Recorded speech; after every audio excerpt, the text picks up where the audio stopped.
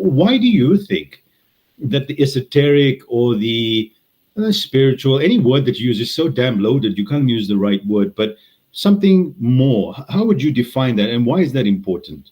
Well, first of all, I virtually never use the word spiritual for the reasons you've outlined. I think the closest word to it is probably essential or existential.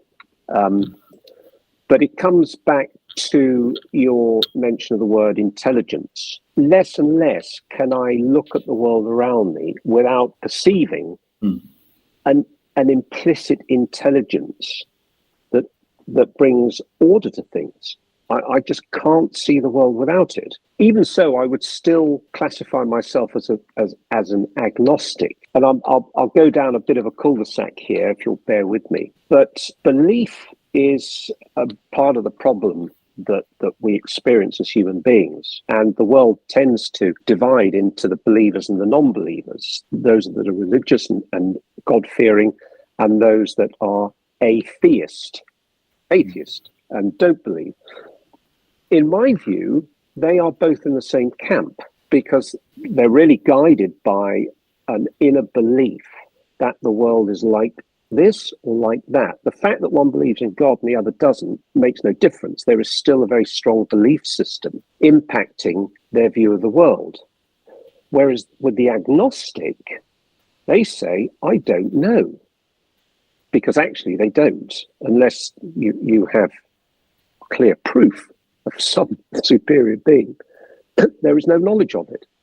And the agnostic is open to all possibilities. So the agnostic is constantly seeing and noticing because they are aware of this gap in their knowledge. So in spite of the fact that I see an intelligence all around me, I don't label that as God-like, let alone God itself. I don't know what God is.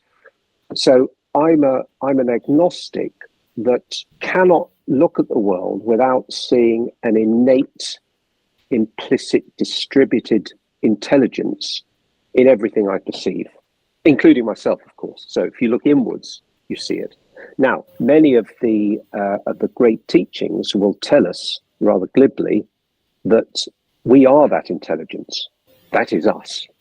That is our true nature. And occasionally, I get a glimpse of that reality. A glimpse.